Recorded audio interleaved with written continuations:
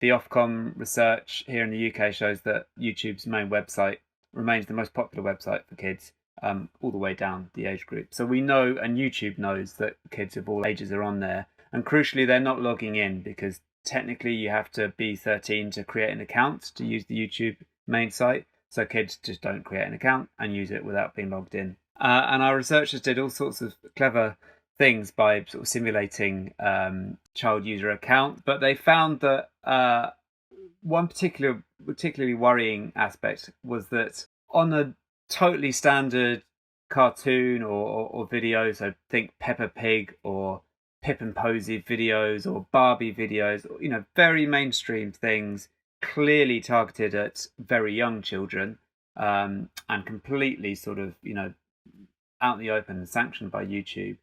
They would have a number of the normal features of YouTube turned off, which are there to protect children. So you can't comment. People are worried that adults might lurk in the comments and try and talk to kids that way and stuff. You can't do the comments. They wouldn't be allowed to serve personalized adverts to people watching those videos, so adverts based on their own habits and browsers, etc. However, what we found is that alongside those videos would be little pictures of another cartoon character, which would be an advert. And if you clicked on that advert, it would take you off YouTube and onto a third-party site, which was invariably advertising 18 plus video games, often violent video games, very, very age inappropriate stuff. And on those sites, all of the tracking and the profiling of the kids' data would be going on. So we called these trap ads. We thought they were quite deceptive and very much placed next to these, like I say, mainstream normal videos in order to lure kids off onto these basically unregulated and unsupervised spaces. Wow. I mean, that's really scary to hear, isn't it? So, the number of parents who, let their kids go on YouTube because that's where all these Peppa Pig videos, etc., are. And YouTube, on there, like I say, they have a kids sub-platform called YouTube Kids. And on that website and on that app, it's not possible to click on a website and leave the site, leave YouTube. Or leave YouTube Kids rather. You always stay within the site. So they recognise that sort of trap ad, as we call it, or a third party landing page or whatever jargon you want to use. They recognise that is that's problematic and that for young kids it's not appropriate.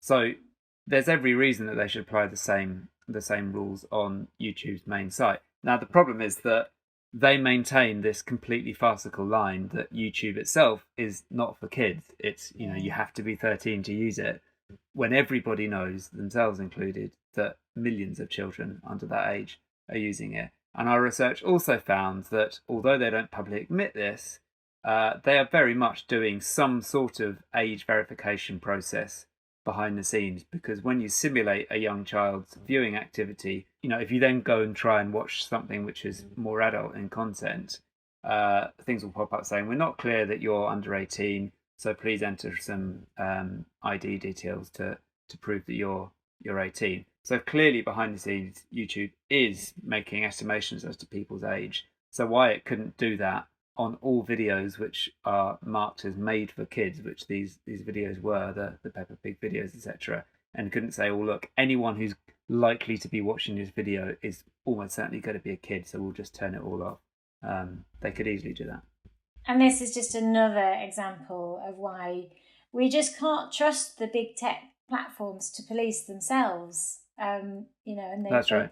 They do these, yes, it's great that there is a YouTube Kids, and but it's clearly not enough, is it? It's one small step that they, quite frankly, know isn't going to protect most children, because most children aren't using that. They're using the main platforms, but then they're also beneficiaries of it being misused because they're making the money from the advertising.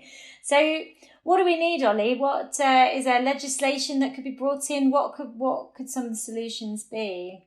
Yeah, I think there are three main ways that change could happen. One is that YouTube could turn this off in an instant. Like the quickest thing would be not to wait for a long, bit of legislation to roll through either the UK courts or UK Parliament or somewhere else. But for YouTube just to recognise that this is unnecessary, it's exploitative, it's potentially putting kids at risk of seeing really unpleasant stuff, and just turn it off. No lawmakers need to get involved.